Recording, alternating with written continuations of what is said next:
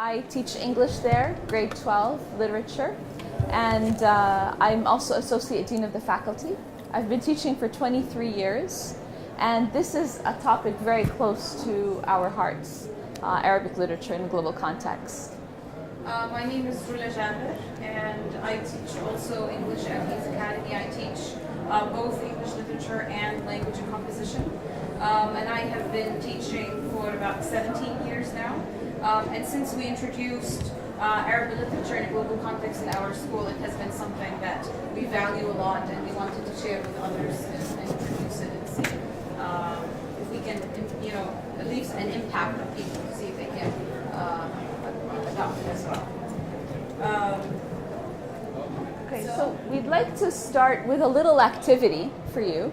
What we have on the walls are these flip charts, and some say quotes by Arab authors, and others say quotes by non-Arab authors. What we have for you are some quotes, and we'd like you to distribute them. Read them and see if they are by Arab authors or non-Arab. Just make a guess. So we have this one here. You don't liberate the country standing on the soil of another.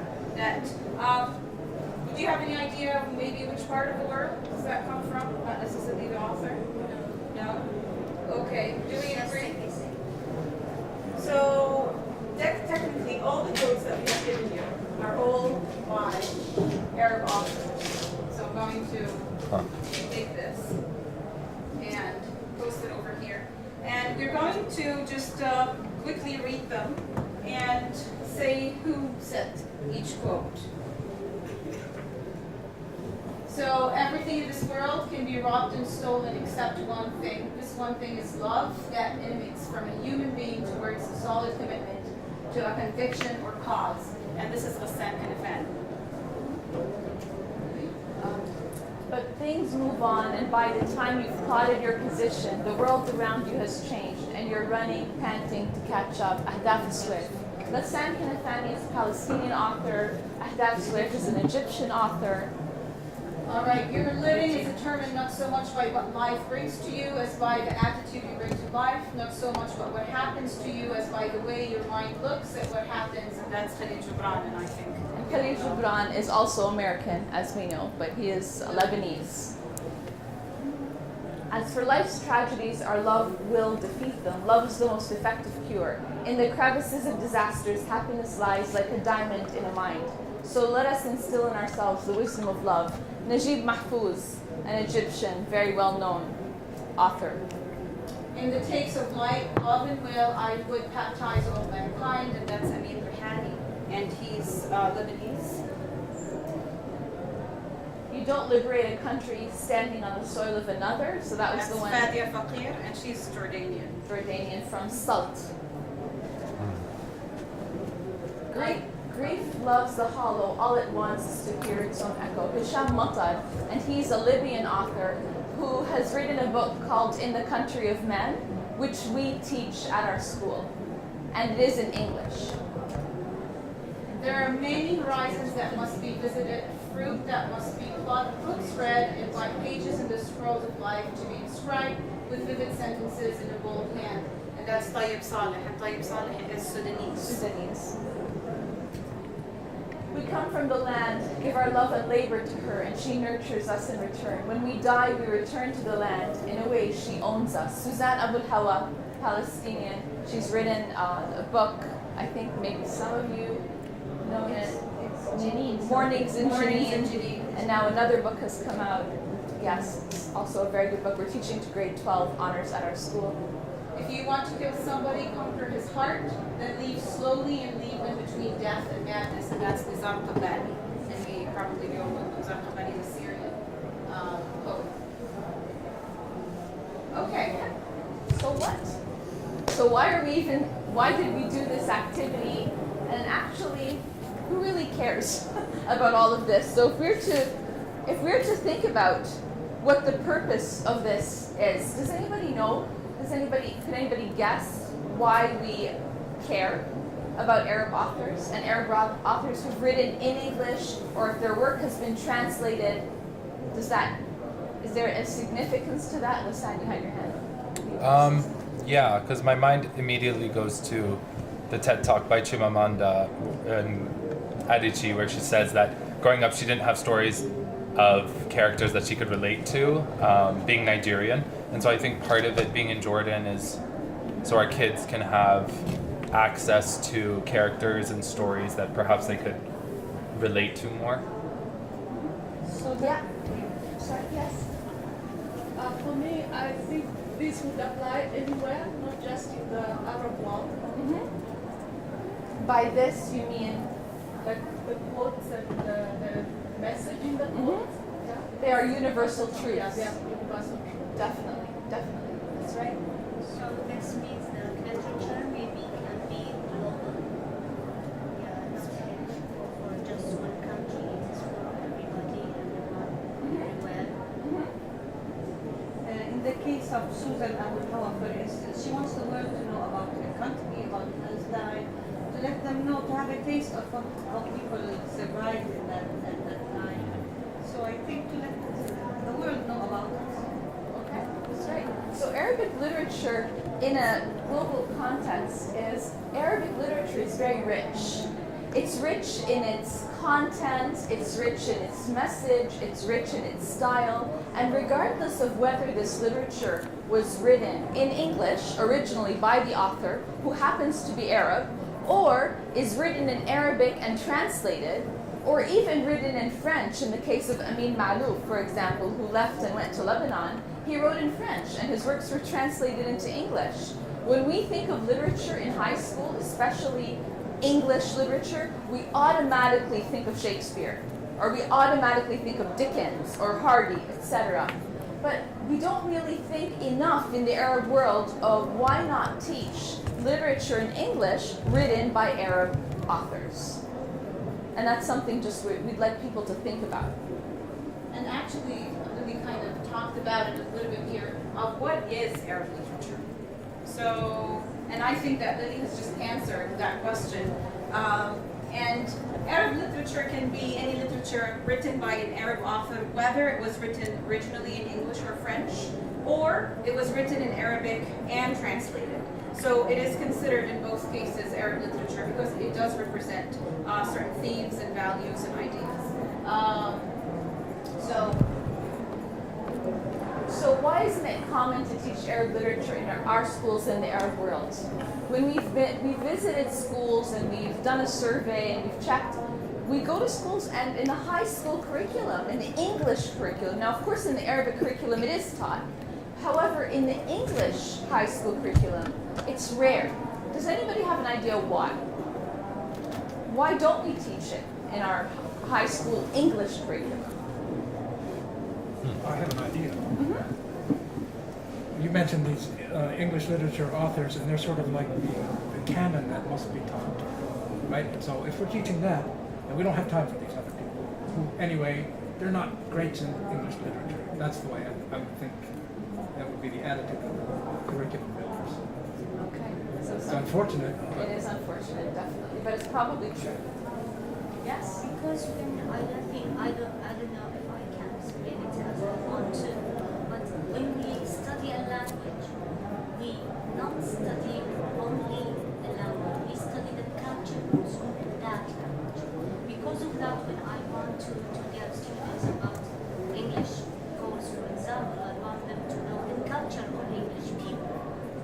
Maybe because of that, because people written in Arabic, they reflect or they relate their written to the culture of Arabic cultures of Palestine or Lebanon. Maybe because of that. Which actually is more of a reason to teach it in the Arab world, because the kids can connect to the culture maybe even more, because it's related to For that. example, for us in IB schools, we teach the students Arabic, which is written in Arabic, and also we give them the global context of other literature that's written with what is translated to Arabic, and it is the same version or the same way in English happened in English. So when I want to teach the students only the course of English, not the I teach him the book that's written in that language. But if I want him to think globally or to think in other, I will teach him other books written in or translated to that language. Yeah. It makes sense. So we actually took this presentation. We were in the States in Jordan. Okay, go ahead. Well, it's interesting because Lilli and I just presented in November in the NCTE conference in the United States, and we talked about the same subject. And our thought or our idea was we believe that Arab literature is good literature. It's worth reading, just like any other literature in the world. Just like when you read South African, British, American, it is literature worth reading. And then we wanted them in schools around the world to introduce it and to talk about it just like any other literature. So we thought it makes more sense if back home, if we introduce it to our own kids, that they grow up reading Arab literature, literature they can relate to in another language where, they can connect it with their non-Arab peers as well. So. And yeah, those are some of the reasons. So some people say, I never thought of it. I never thought of why would I teach a book by a Libyan author written in English or by a Palestinian author, and because it's become so common, as you mentioned, that the canon there are these big names, certain names, and so they worried about the quality of the language. Well, give it a chance, try it, see how good it could be. You saw that in the quotes. You can't tell, or is there something wrong with anything written by an Arab? Definitely not. Some people worry that the most translated works by Arab authors revolve around religion or politics. We know that's not the case as Arabs, since there's a lot about everything. However, in the West, a lot of people think, it's probably religious, it's probably politics, it's not related to us. The lack of variety, they think there isn't anything on family or gender or sexuality or war or love or patriotism. And on the contrary, it's rich, it's very, very rich. And it's just the norm, as you're saying, to teach Shakespeare and Hardy and Fitzgerald and Steinbeck. And College Board and the IB system, they're very familiar with those. But unless we, in this part of the world, introduce that literature to these agencies, how do they know? It's our responsibility to do that, and change has to come from us. Because if we don't introduce that to them, how are they going to know? If the people from this part of the world don't do that. It's just something to think about. So why is it important to teach Arab literature to high school students in the Arab world? And I think we have been talking about this, and one of the most important things we thought about is now many teachers walked in and the IB system, many teachers want to know, is what we're talking about, can they relate it in the IB program? In our school, it's AP. It's all about the American placement test. But whether you're IG, IB, AP, or even it's a regular English class that does not have any of that, we are now in a small world where we need to communicate and connect with others. And we thought by teaching Arab literature to our students, we are allowing them to have tools. First of all, we're telling them, you know what? It's good literature.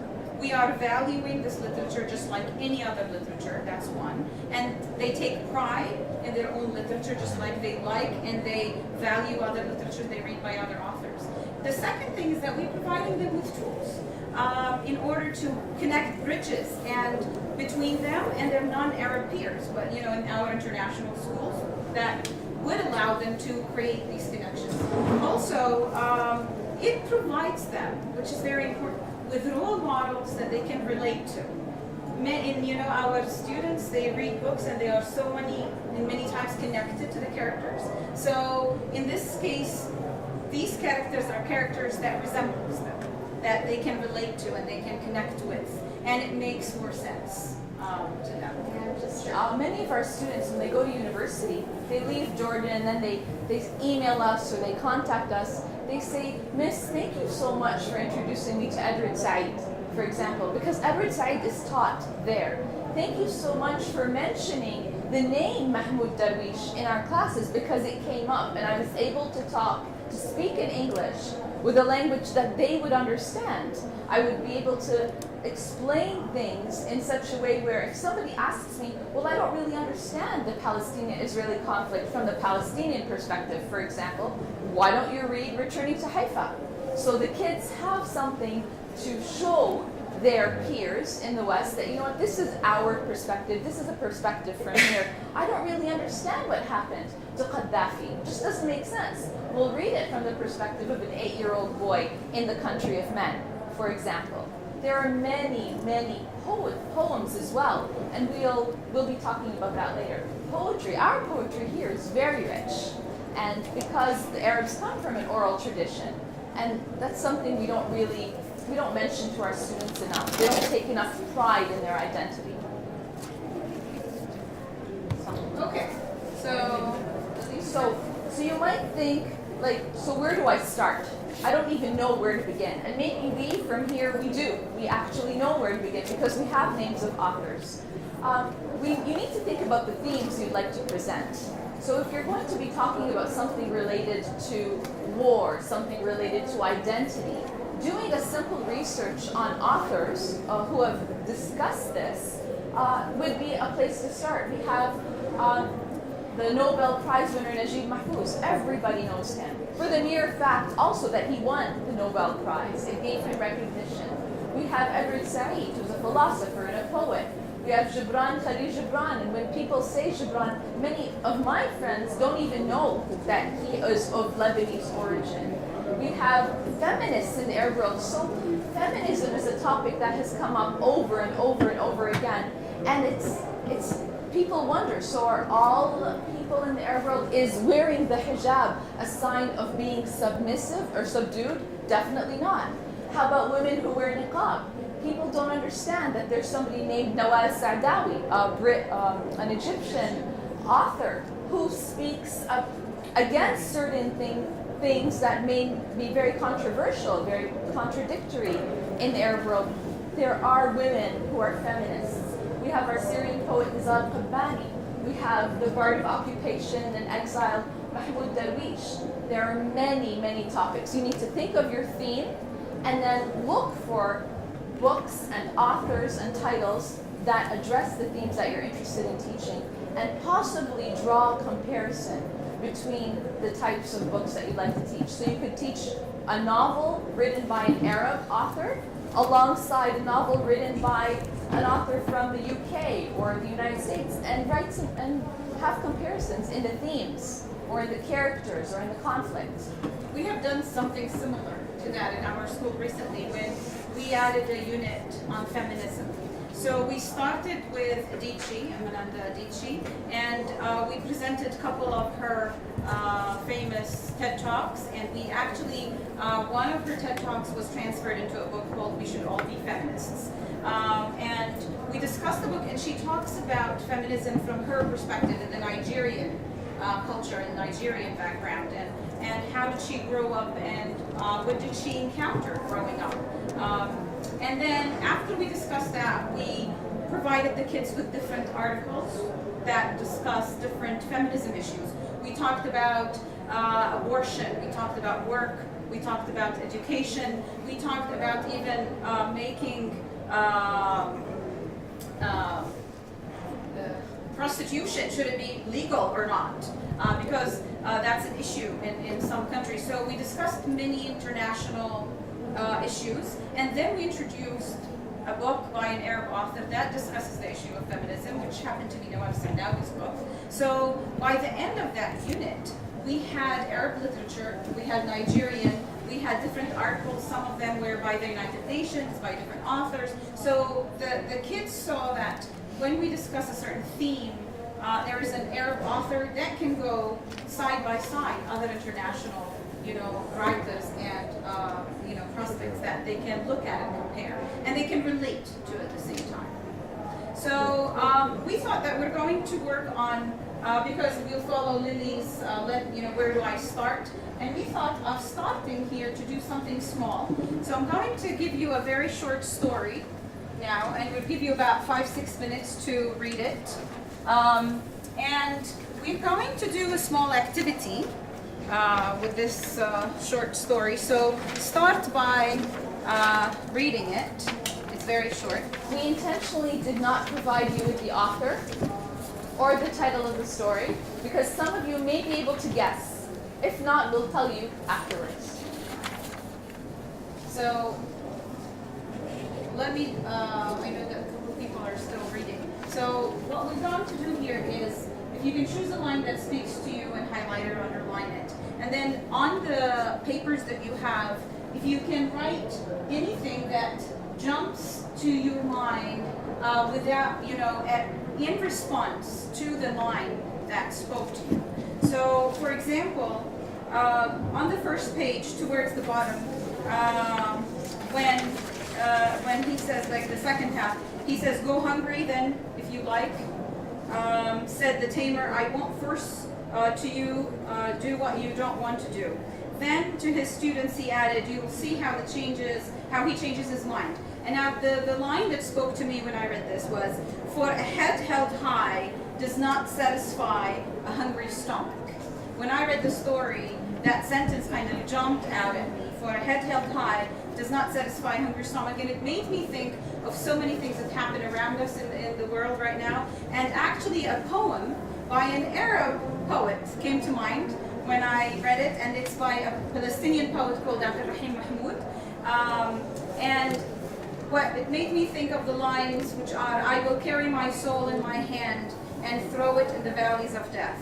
It's either a life that makes a friend happy or a death that makes an enemy angry."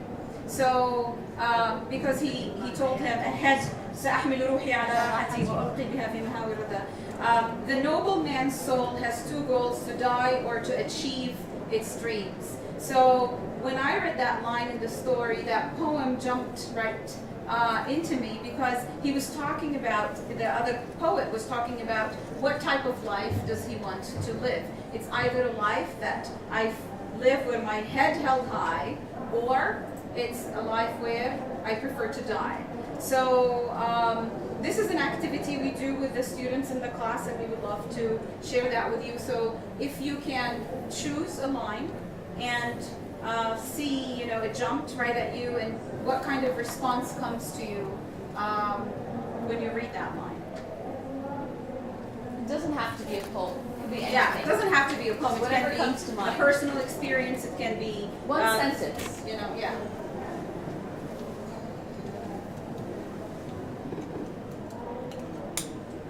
By doing this, we try to make students connect more to what they read, to relate more to the literature that they read. And then we'll go around the room and we'll read the line and how it spoke to you. Would you like to start? The first line, First line, would you like to read it? the forest had forsaken the tiger, imprisoned in his cage, but he could not forget them. This reminds me of a book from from my country, Kenya, called Francis Ibuga, inspired by a Nigerian writer, the late Chinua. And he says, when the madness of an entire nation disturbs a solitary mind, it is not enough to say the man is mad. So, just like this tiger, abandoned by the forest, and the forest is like your people, and he's lonely, imprisoned in his cage, but still could not forget the forest, his people. And maybe this is an illustration of some of our literary artists and the one agitating for what is happening in our society. That's what it makes me feel. And I think it's reinforcing that we need to be responsible, take action. It's the beauty of literature. You can interpret it, right? That's the beauty of literature. Yeah, the line, "From now on, you will eat nothing but hay," said the tanner. It is like the international bank when control the development countries. This is a big problem. He did not care where they are going to. That's true. It's a very good connection. And do you like to go? I like this line. Watch what happens between he who holds the food and he who does not, and learn. This reminded me of Saad al-Amiri's story, Nothing to Lose But Your Own Life, where the Palestinians go to the occupied territory to work, and how they suffer. They leave their homes at 3 o'clock, 4 o'clock in the morning, and how they are treated by the Israelis on the borders, just to find food for their families and to be able to support them. Yeah. She discussed that in her TED Talk as well. She mentions the story. Yeah, yeah. Yes. Would you like to share? The line that I like, first of all, I find it a disturbing story. It is. It is. It is. It's a very disturbing story. The line that I liked most was, "No one gives orders to tigers." Yes. It's a very good line. And it's a line that he speaks in defiance. And he's expressing by that his dignity is all important to him. And what it put me in mind of is a line from a film that has lived with me forever and ever. The film I don't even remember very much anymore. It's a very famous film called The Lion in Winter. In fact, it's a lion now that I think of it. It's a tiger. Anyway, the lion in winter was a king. I don't remember who he was, but his son was Richard the Lionheart. And the king was going to kill both his sons. The other was John, who was a coward. And Richard was prepared to fight his father. And John said, "But he's going to kill us. Why does it matter?" And this is the line. He said, "When nothing is left but death, how you die is all important." What I don't like about the story is, I'm not sure if it's Methyl Arabic or it's just a common expression, is "Jao bikafr nas." And I just don't, the expression itself makes me uncomfortable. Yes. Yes.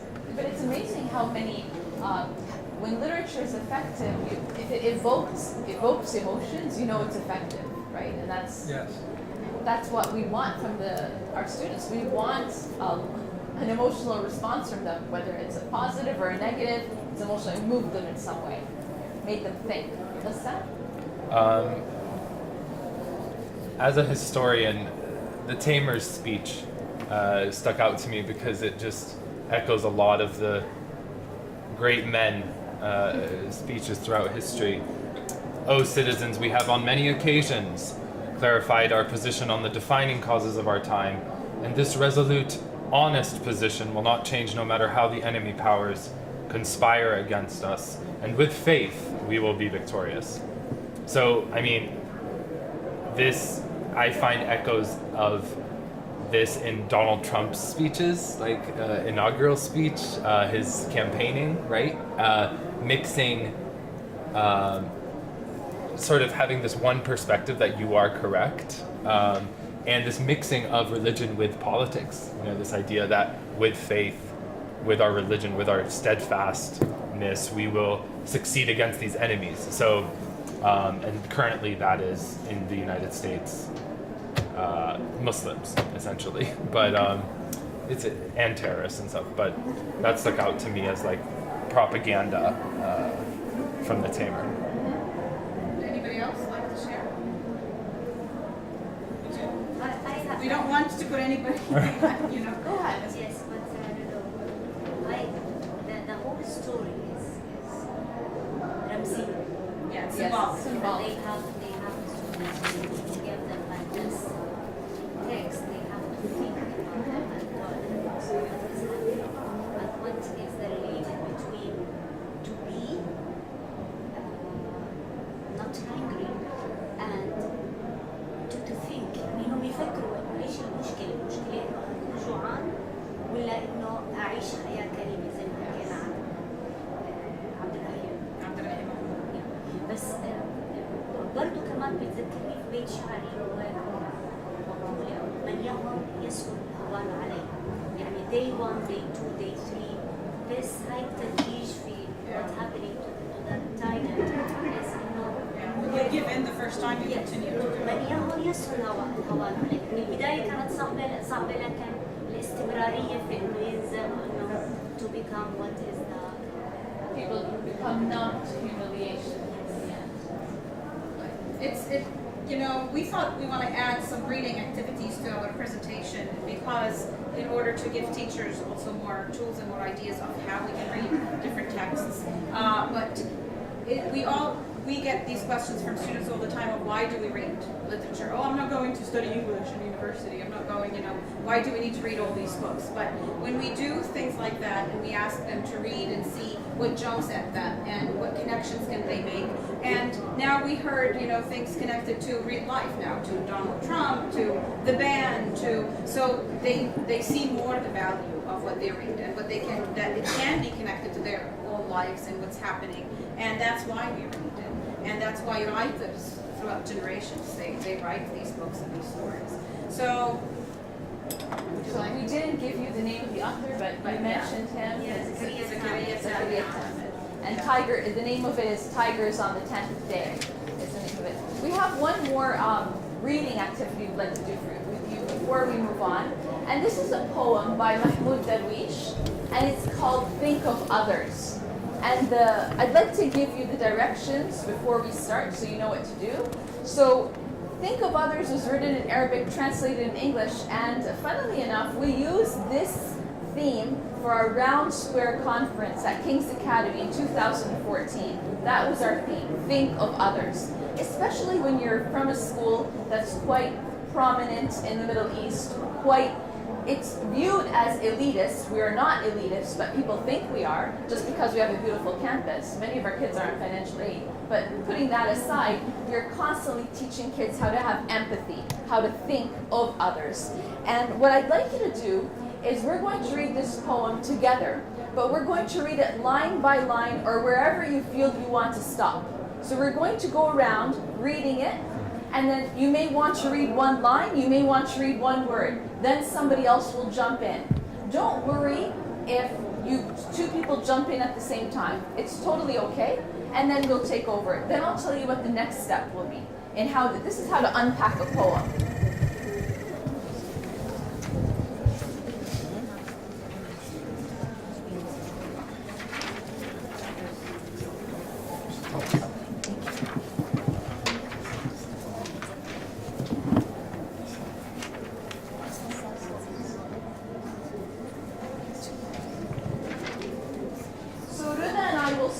Just to give you an idea of how we like, and then please, whoever feels like jumping in, please jump in. So think of others.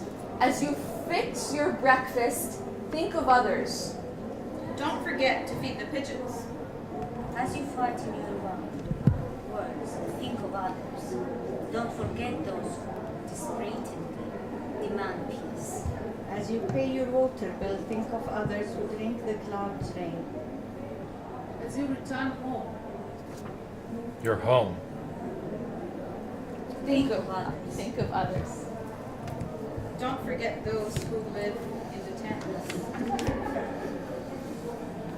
As you sleep and count plants, think of others.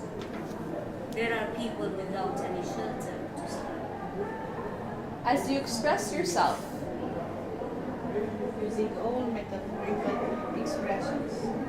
Think of others. Who lost their rights to speak. As you think of others who are distant, Think of yourself and say, I wish I I wish I was. was a candle to fade away thoughts. beautiful, beautiful.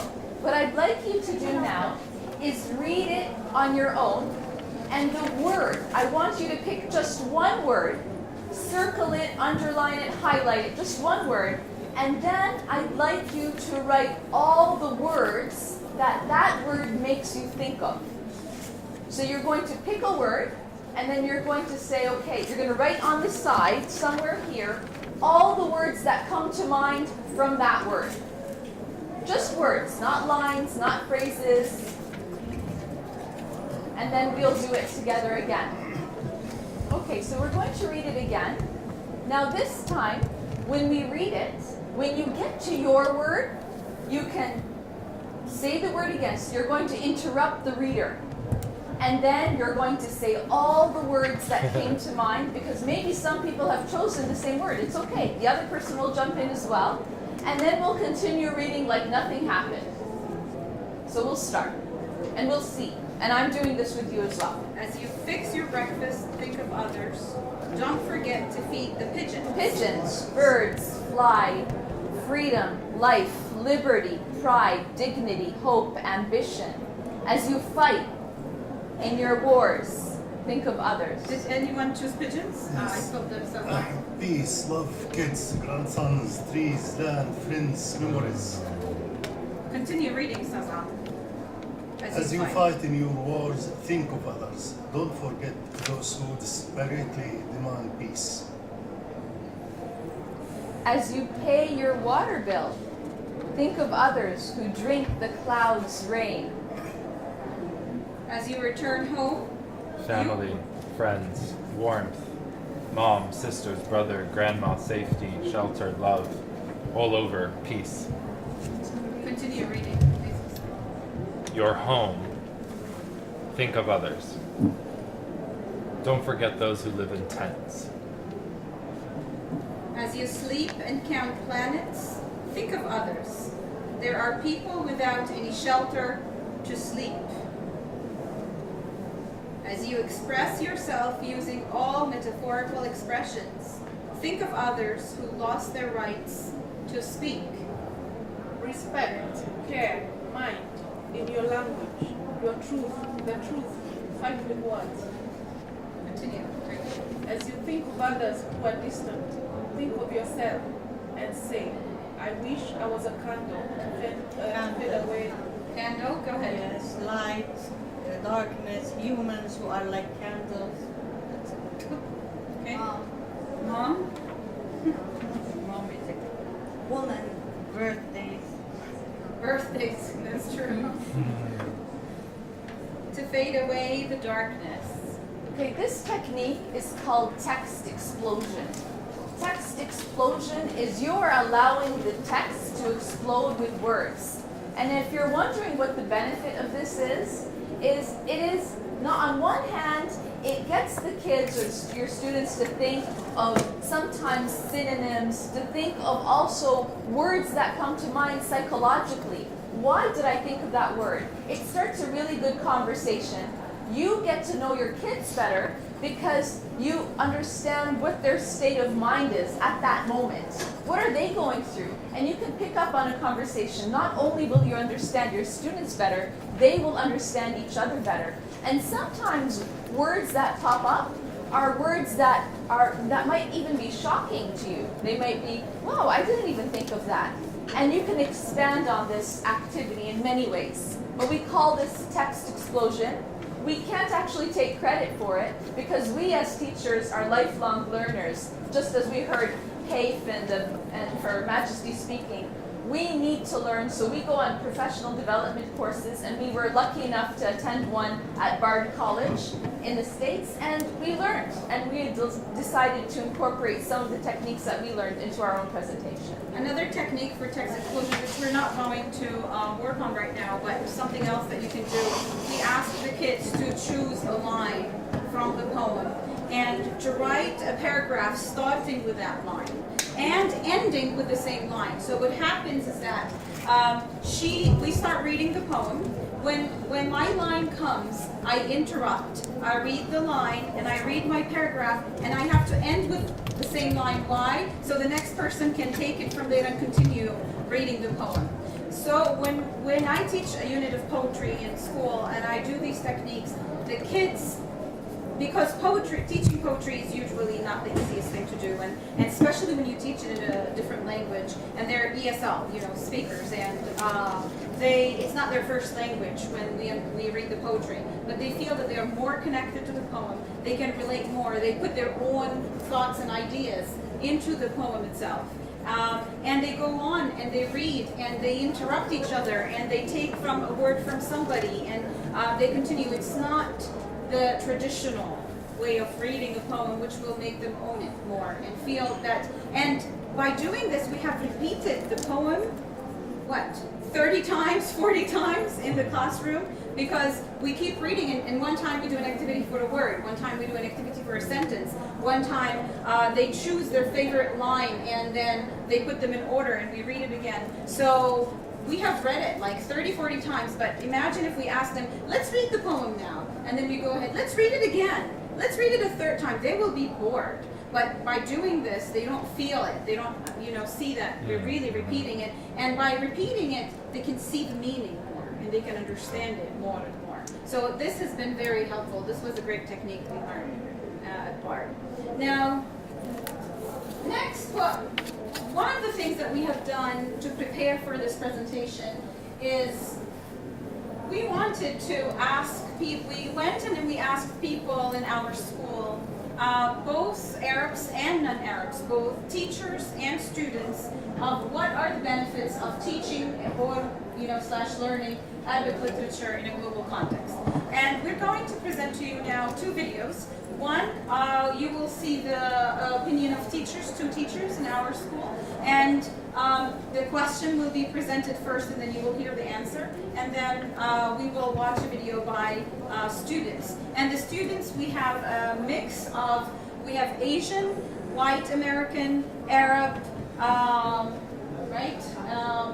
Local, and local. We have a Palestinian. Yeah, so it's a whole mix to see what did they think of the experience, because we do have a whole course at school for 10th grade, which is called Arabic Literature in a Global Context. The whole year, from start to finish, we teach Arabic literature in English. So we asked them about their opinion of that.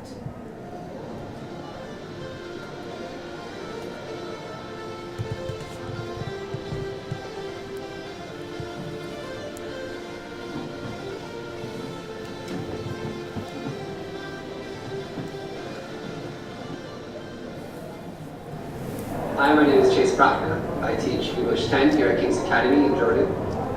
The English 10 class is Arab Literature in a Global Context. I've been here for 4 years, but I'm originally from Denver, Colorado. I think it's important to teach Arab literature to students in the region because the main reason why is because it's good literature. And it's also literature from an area that's not well represented in the literary canon. And I think for students here, to read literature that's good literature and is from the region that they are from is a really powerful and important experience for them. My name is Sharifa Sulhan, and I teach English at King's Academy. The classes I teach are grade 10 and conversations. I'm Iraqi by birth, Lebanese by Palestinian by marriage. To the book. I read Arabic literature. Now I'm teaching Arabic literature. And I believe it's a very valuable part of the world that students should do. Because it reminds me of what Aristotle says. There's no others is wisdom. So when I said, I want to unite them, I want to teach our students. Now, literature we have Arabic literature is us for our problems, our crimes and limitations, our sadness and happiness. It reflects our daily life, our aspirations for the future, and a lot about us as people living in this region. And I believe the students who have been should this region and want to place on our society.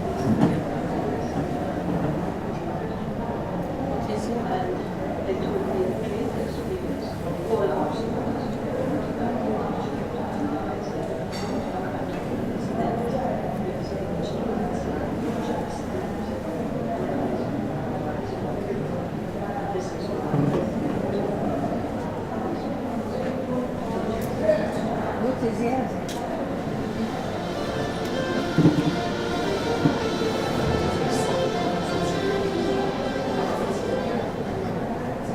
Reading Arab literature has helped me understand not just sort of the region and people, the language and the culture, the religion, everything here, but also my students. And it's made me much more open to learning from my students. It has really created a healthy dialogue where all of us in the classroom are learning from each other. Now, reading this literature has influenced how to give that to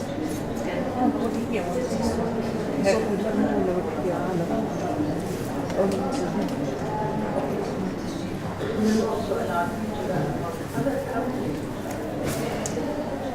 And I'll give you an example. For instance, when we teach wedding of the day, Wedding of the we ask Day. the students to look up to Sudan. Its history, its politics, and its tribes, and its religious groups, and its man traditions. It's all about the man. So this has taught me a lot about Sudan, despite the fact that some of Sudan from the politics side.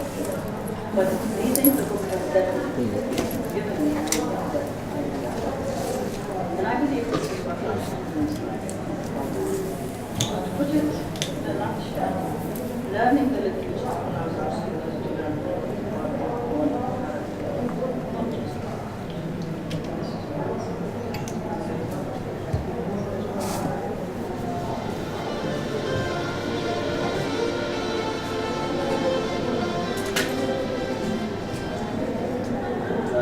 Biggest piece of advice I can give to anybody who's going to teach this type of literature is to have a conversation with people in the community who come from that background. So speak with Arabs in your community and see how they see it, and explain how you see it, and just have an open dialogue. And I think that this will lead to a much broader understanding of literature itself.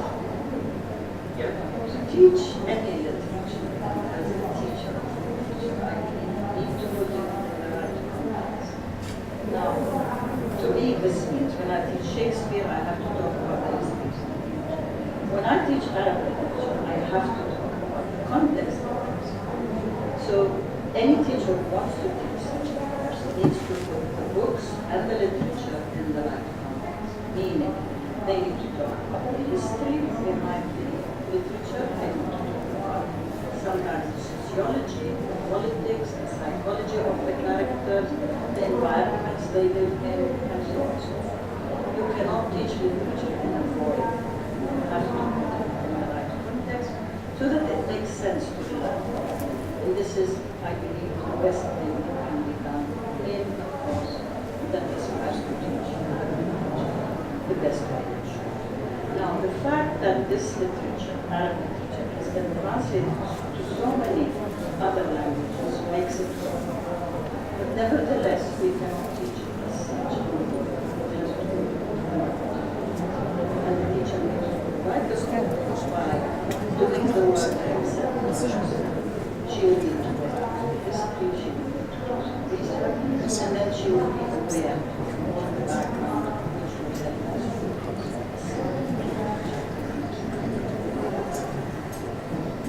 Do we have any comments about what they said or questions? We will hear from the students now.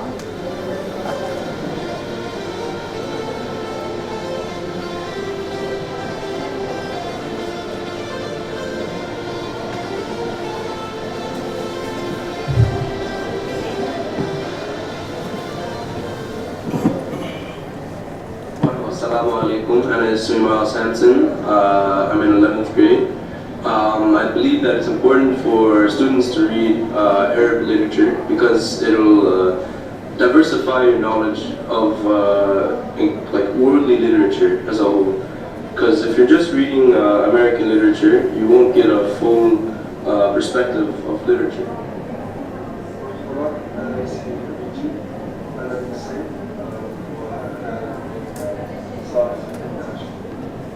I think it's very important for all students to learn Arabic literature because literature carries the essence of literature. So for the foreigner students, it is a way, it is a path to have a taste on the Arab perspective.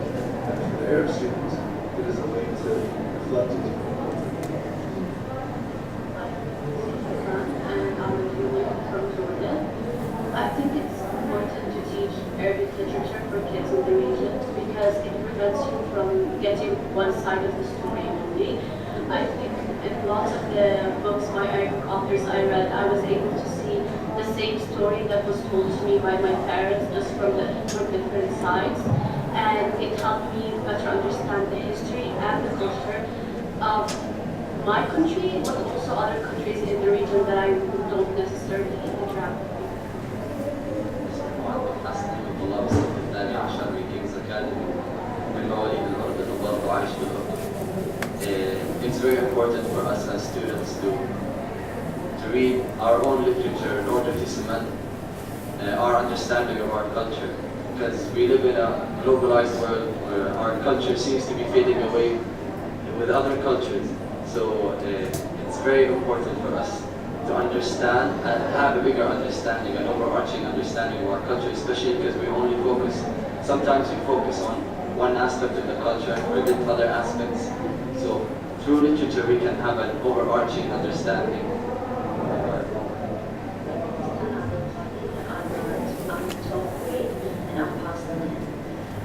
So I think it's important for students who live in this region to read books written by Arab authors, because I think it imposes our identity as Arabs. Because so many times when I read books written by Western authors or authors who live in the same region as me, I'm not able to relate to the book as much as I relate to the book when I read a book written by a person who's raised in the same environment.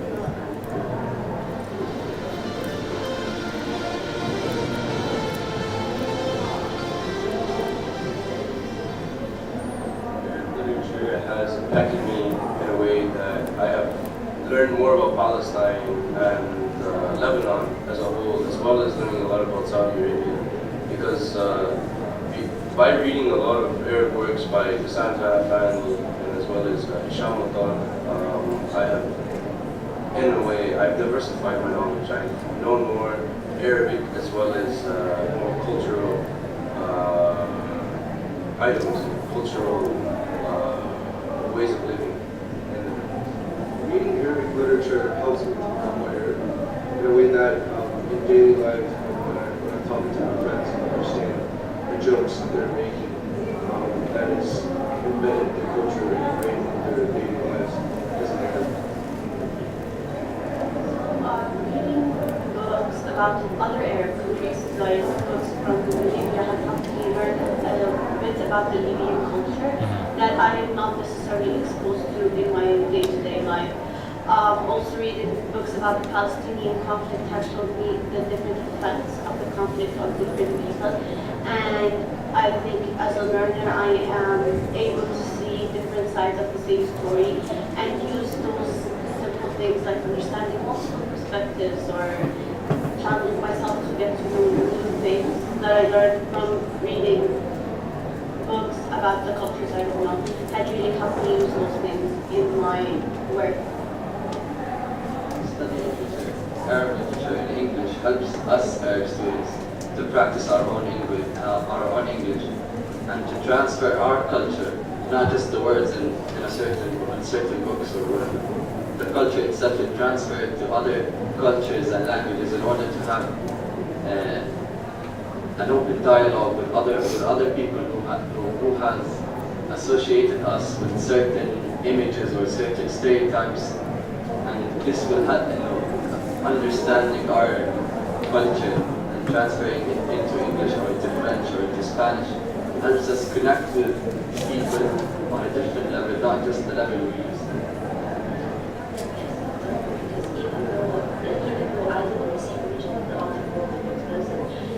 Broaden my perspective on the country that I'm from or the region that I live in. As for example, most of the books that we read from they talk about situations or topics that we don't usually discuss. Like, for example, the country of by the author Hisham Matar, which spoke about the settings, the Libyan regime, and at the time of the Libyan revolution.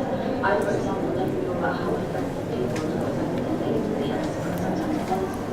And so it has enlightened my knowledge on their experience. In fact, it also actually drives me to search more about the Arab community. And through my years of taking history courses, I've been very encountered learning about the Libyan regime and just broadens my perspective and I think that perspective is very valuable for me to be able to connect to my country more, to be able to actually read the content.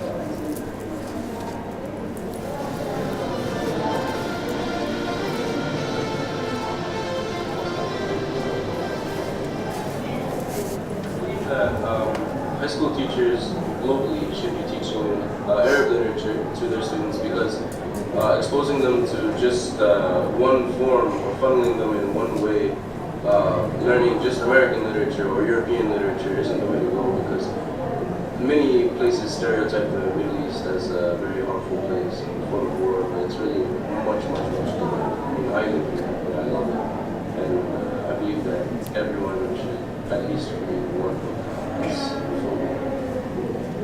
What it was is that don't lecture, guide the discussions. Because for me, as an example, unfortunately, my teacher as a Canadian, he doesn't really lecture us on literature.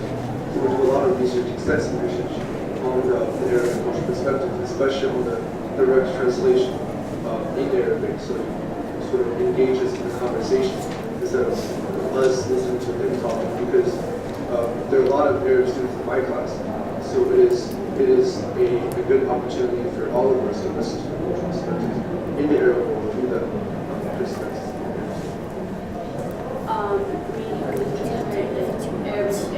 Arabic literature in English has helped me personally in that when I came to Cadence and then my English was not as strong. I was reading about things I'm kind of familiar with, but in English, so it enables me to be able to discuss just as strong. So my discussions in Arabic about those conflicts in the region that I'm passionate about, now I can talk about them in English because through this literature I know the terms and the language that I should be using. For teachers teaching Arabic literature, my advice is first you have to do the proper research about the language, the culture, the sayings and the proverbs in the text. And you have to immerse yourself in the culture, and then you will be able to teach the students the proper way or the right way. And however, for Arab teachers teaching Arabic literature, you have an advantage because you know the culture, you live in the region, you know the sayings and the proverbs, so it will be easier for you to transfer the sayings in the book in whatever language it comes in to the language you're teaching with. So you'll have a very good advantage, and you have to use that. And the last thing, my advice is you have to let the students live the text in whatever language you teach it. As a student, the best thing the teacher can do for his students is let them live the book or live the text, and therefore you will be able to teach it. This advice I can give to teachers who want to teach this region's literature is to not be afraid to bring controversial topics and sensitive topics to discussion, and also like as books to read, because I think these sensitive topics are like they are like the reality that we live in, and so like we as a present generation need to be able to know how to properly discuss them and how to actually to be able to read these books, and if we're not exposed to them in high school or in like when we're in English literature, we're not going to be exposed to them, and like so I think it's important for the teachers to break the barrier between like these sensitive topics and purposely or these censored books and like in the English curriculum, because I think it's important for us to read them and be able to actually discuss them to create a better world and a better Okay, so just to put this all in perspective, when we as teachers we're teaching a course, our students don't really have a choice. They have to be in our classes. It's obligatory. Like, well, in general, like, can a student opt out of being in grade 9 English when they're in grade 9, or in grade 10 English or grade 10 math? We don't have, our students are our customers, but we force them, right, to be in our classes. However, what we do with grade 10 at our school, in grade 10 Arabic literature in global context, they come to our class and they ask us, why are we learning this when we could be learning it in Arabic? The answer to that is we as teachers need to be, we're salespeople, right? We're selling our material to the kids, and unless they buy it, they're not going to process it. So we tell them the value of why we're doing what we're doing. We invite them to try and understand the purpose behind it. We create a need for them. So Arabs who are learning Arabic literature by these authors will be empowered to speak about this part of the world in a way that is much more, they can speak about it in a much more eloquent way because they have the tools of the language, they have the literature. As the boy was saying, we allow them to live in it and do research. And a person who is like Richie, the Asian boy you saw from China, I call him my third son. He comes to my house every weekend with my sons, sits with us. He speaks Arabic to us. We can't say secrets behind his back in front of Richie. He's with us. And what has enabled him to understand our culture, and when we're having coffee or when we're eating mensa or whatever, is the fact that he's lived in our books. He's lived in our literature. He's met characters that are not only Miss Lilli and Miss Rula. He's met characters in the books. He can identify with that. So these people are our allies. They are our ambassadors to the world. So you're teaching the Arabs to take pride in their identity, and you're teaching foreigners to be able to go out to the world and say, you know what, these people are not those stereotypes that we think they are. Because the media, we're constantly fighting the media all the time. And it's a way of creating awareness. That's why we feel the grade 10 course at King's is extremely valuable. It's not enough just to teach one work by an Arab author. We dedicate an entire year, as Rula was saying, to it. One thing that came to mind from the opening session, when Mr. Hif Benayan put the opinions of kids about what they think, what they want to learn or the teaching, the last boy, he said, we learn math, English, geography, but if we can't connect them together in school, how can we connect them when we get out of school? And if we listen to Tala, I hope that the sound was clear enough. Tala, the last student, in the last question, she said, being in classroom where the teachers don't shy away from teaching books that discuss controversial issues, political issues, topics that we hear about in the news, it allows that environment that we can connect what we read, the personal human stories that we read about in literature with the outside world. So it allowed us, it gave us the tools to have the language and to have the ideas of how can we connect, how can we, make all these connections and talk about it outside of the classroom. Because as Arab students, sometimes, we hear about these things all the time. But if we always read it only in Arabic, sometimes it does not give them as the power as if when they read it in English, because they at that point would know that it can be global, it can be at a bigger scale, and then I can transfer that. I can transfer the language, the ideas, the characters that I read about in English into another language, and I can have that conversation with someone else. So it empowers the students. So it's important to teach it. We're not saying don't teach it in Arabic, but it's important also to teach it in a different language to give the students that power. So everything in this world can be robbed and stolen except one thing, Hassan Kanafani said. This one thing is the love that emanates from a human being towards a solid commitment to a conviction or cause. We are committed. We're not here only to talk about teaching Arabic literature in a global context. We're here to talk about being committed to the fact that it's our role as teachers, as educators, to educate our kids who will educate the world. We need to educate each other first and take pride in what we have before we go and start looking outside. We need to educate us and be committed to that, and strong and solid. So the Najib Mahfouz now says, the Arab world also won the Nobel with I believe that international doors have opened, and that from now on, literate people will consider Arab literature also. Because we deserve their recognition. So we do deserve their recognition. There are a lot of amazing Arab authors, poets, and writers, and they have written wonderful literature that was translated into so many languages. So why not add that?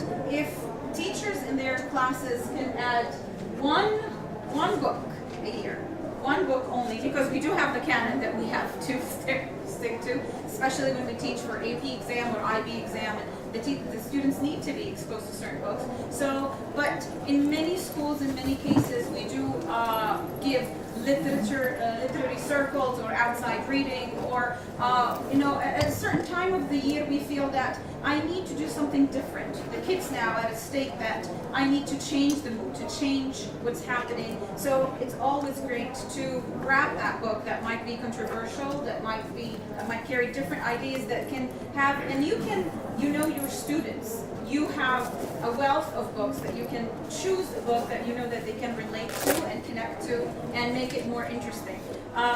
If you ask any student in our school about what memorable course that they take by the time they graduate, it is the English literature in grade 10, which is the Arabic literature in global context, because we talk everything: politics, religion, feminism, sexuality. Connect to what's happening around us. And living in this region, every year something new happens, so we can always relate to what happens. So the kids feel that they always have something to say. They're empowered. And the kids in the video, all of them are older than grade 10. So they're reflecting back on their experience in grade 10. None of them are currently in grade 10. It's their memories of what it was. So we hope we've benefited you.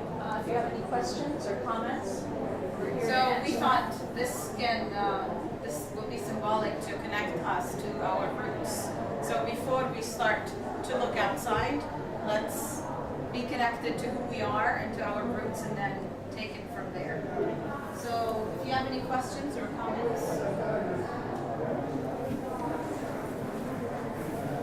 By the way, we have some brochures we can give you. It has a whole list of suggested titles that you can look at if you would like. Those are only 22 titles, but of course there are a lot more. But we thought we'll create something that maybe you can start by looking at. Yes, listen.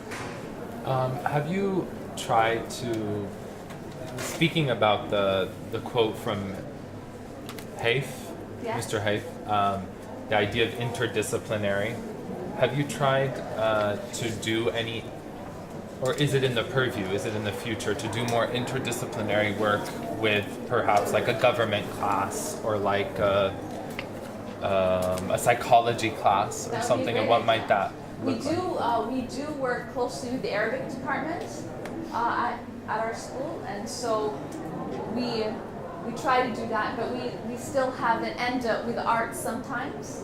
But that would be a good idea to work closely with. That would be a great idea. Maybe you can take it back to Kings and talk to them about it.